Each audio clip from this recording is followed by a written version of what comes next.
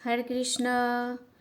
আমি এই যে এখানে 5 রকমের সবজি, বাঁধাকপি, মটরশুঁটি, ব্রোকলি, আলু আর গাজর সবজিগুলো সব বানিয়ে থালায় সাজিয়ে রেখেছি।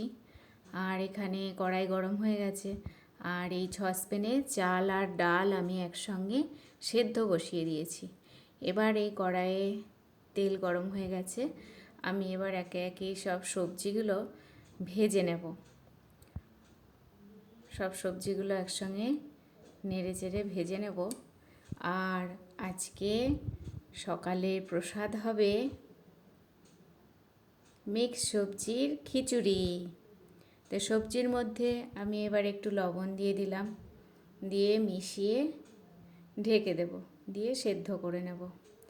এই যে সবজিগুলো সেদ্ধ হয়ে গেছে, আমি এই চাল আর ডাল সেদ্ধ বসিয়েছিলাম তার মধ্যে সবজিগুলো দিয়ে দিয়েছি, আর লবণ হলুদ দিয়ে দিয়েছি, আর মশলাও ফোড়ন দিয়ে ভেজে আমি এর মধ্যে দিয়ে দিয়েছি।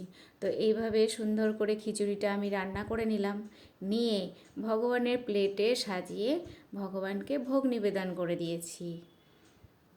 শীতের দিনে সকাল সকাল খিচুড়ি, বেগুন ভাজা আর আলু ভাজা দিয়ে ভগবানকে ভোগ নিবেদন করেছি। ভোগ নিবেদন করার পরে এই যে আমরা সবাই থালায় প্রসাদ নিয়ে বসে পড়েছি। এই যে আমার মিষ্টি মেনে প্রসাদ পাচ্ছে, আর প্রভু প্রসাদ পাচ্ছে, আর